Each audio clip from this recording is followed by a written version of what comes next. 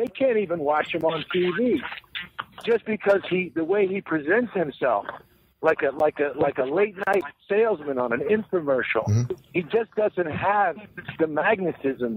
He's not dynamic. He's just always on. Like it just never seems sincere. Mm-hmm. There's no sincerity. It's just, you know. And by the way, they were all for Rubio. They were her and like four of her girlfriends.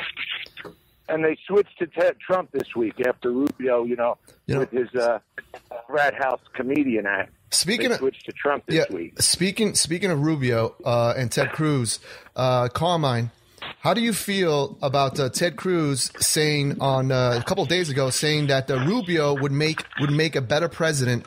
Open borders Rubio would make a better president than Donald Trump. Well, Rubio was amnesty. Cruz was backdoor amnesty. The only difference between what Cruz was trying to get through was you didn't get citizenship. But his explosive cheap labor was much even worse than the Gang of Eight. The Gang of Eight only went to 110 H-1B visas per year. Right. Cruz boosted it 500% to 325,000. Right. He wanted all the caps lifted off Japan, China, Mexico, India. No caps. As many as you want can come in.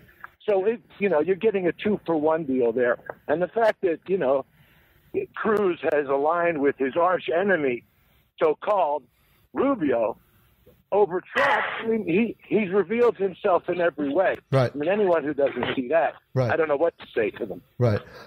Emmett, how do you respond to that, Emmett? The outsider has aligned himself with the establishment candidate and the establishment against Trump. So there you go. Right. Emmett, how do you respond to that, Emmett? Well, I mean, he's absolutely right. And like I said, this is a very difficult time if you find yourself, as David said about being a conservative, and how you define that. My biggest fear is that, you're looking at two guys with Rubio and Cruz that have taken in more Wall Street money, more what I consider to be, bought and paid for dirty money than maybe even Hillary Clinton has. Right. And I'll be honest with you, I can't vote for either one of them under any circumstances. My conscience is clear on that. These people that are running, both of which are questionably eligible and would have to be, and here's the thing with that comment, and I want to say this and make it clear. If either one of them were to get it away from Trump at this point in time, do people of this country not understand and realize we would have very much a tied up and twisted court system and country after the election into which we decided who won, was eligible, could get it, didn't get it. If they won, we can't afford that now. Right. We've had 8 years of misery under a Muslim dictator in this country with Barack Hussein Obama. We absolutely cannot afford to have again in a third term with Hillary Rodham Clinton. And I'm from Arkansas.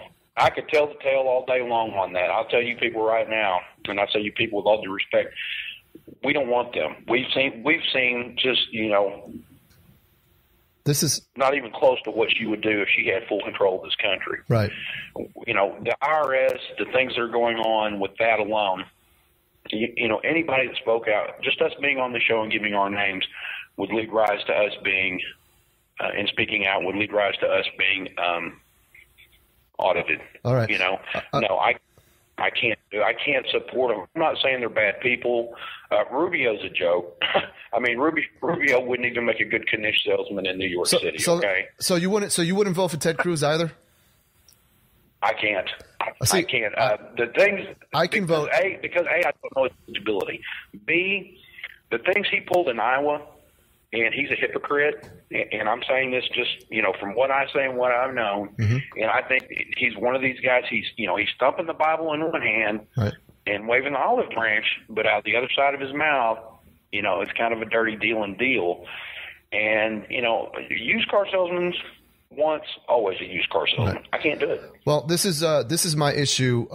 This is my issue with anybody that's accepting donor money. I mean, the more you go down a rabbit hole of any of these politicians, including Ted Cruz.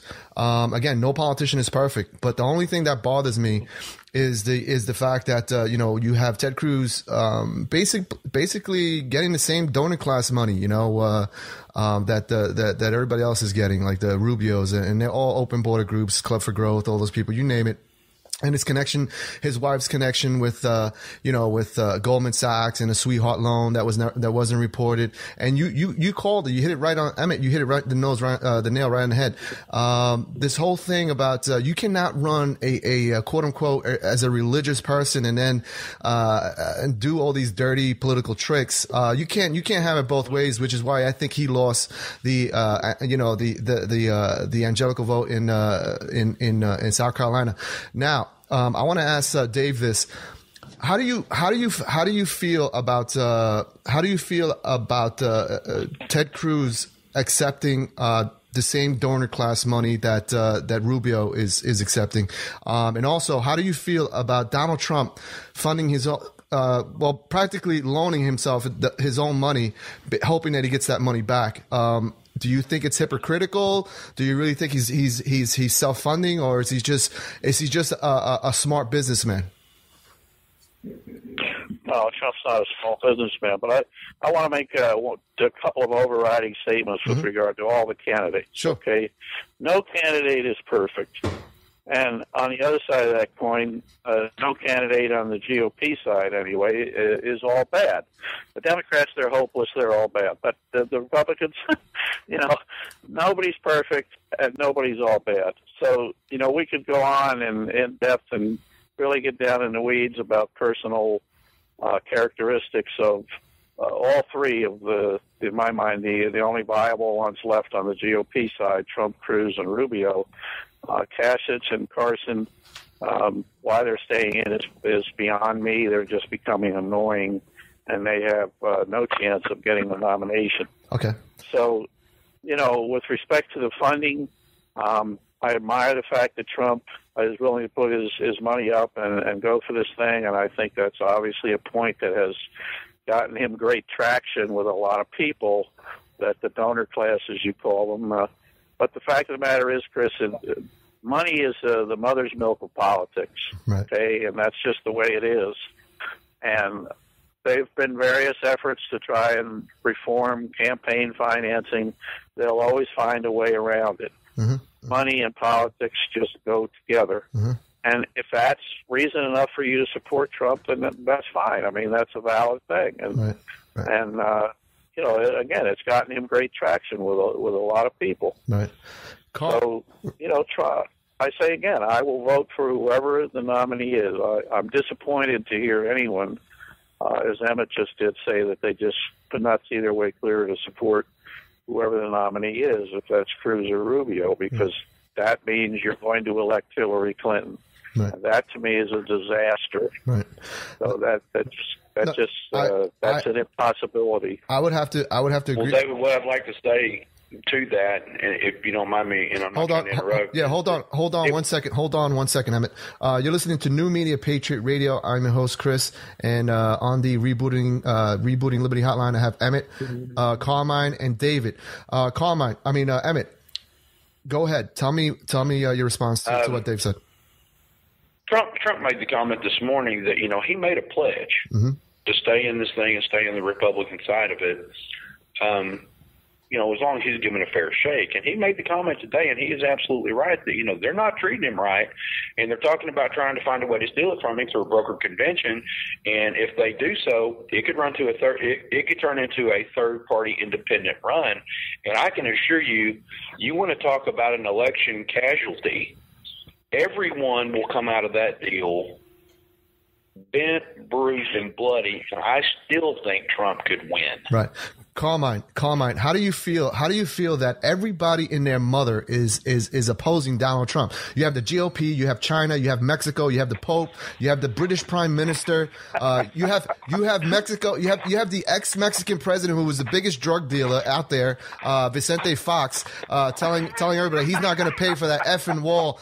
Carmine, tell me, how do you feel? How do you feel about that? Do you think that the whole Do you think that it's messed up that you have the front runner of the GOP, the front runner by so much, and you have everybody trying to knock him off the pedestal, including the GOP, who's supposed to be supporting their front runner? Well, there's two dynamics here. To be criticized by China and Mexico, anyone with any intelligence would take that not as opposition, but as an endorsement for Trump. Those are endorsements for Trump. Now, as far as the GOP goes, 49% of the entire Republican Party voter base supports Donald Trump. Right. 49%.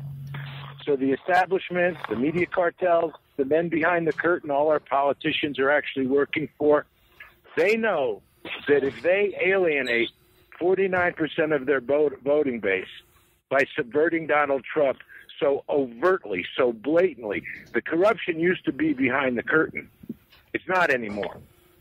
You can see it right now. Right. They can't win. Right. Cruz can't win without 49% of the voting base. Right. Rubio can't win without 4. Okay, so what that means is Hillary Clinton is their play. Hillary Clinton is their last hope. So what you're saying is they're willing to throw the election just to keep everything as business as usual in Washington. Is that what you're telling me? Of course, Hillary's part of the machinery. She'll play the game. Emmett, what do you think about that? Donald Trump would never. Emmett, what do you think about that? Oh, I totally agree with that statement. And to add something to that, she's already got the deck stacked in her favor when it comes to that. And this may have been the plan all along for the GOP establishment, because they didn't think that they had anyone within their ranks that could probably beat her on the national stage.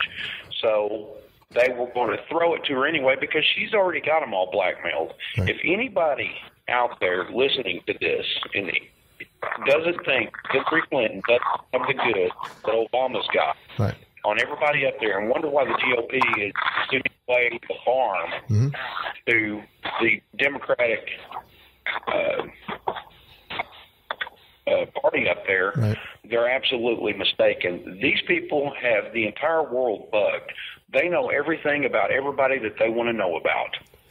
And if they've got the goods and you don't want them out, then you'll play the ball. You'll play ball with them. Right. And that's the way the Clinton played politics since the day that they got into politics. Right. It's the blackmail game, and I think that's what the establishment thought.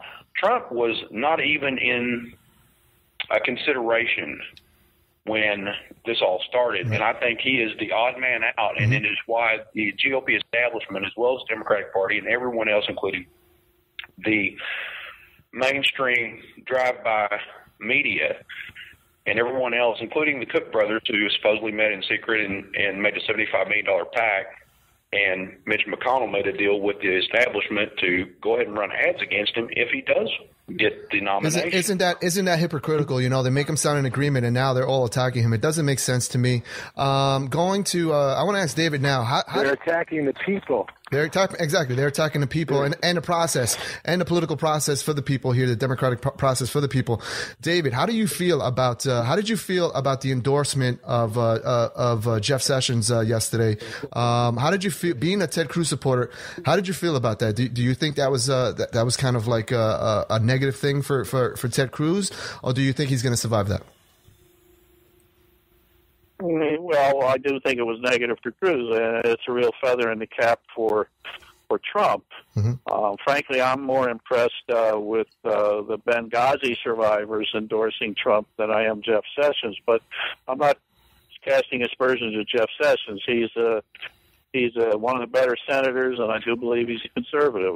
His two big issues are immigration and trade, and he feels comfortable with Trump, and that's fine. Well, I'd like to go back to something Carmine mentioned that I agree with, and that is the idea of a brokered convention. And Emmett has touched on this too. That if the party thinks it can steal the nomination from Trump at the convention, they're making a prodigious error, and that's short-sighted at best.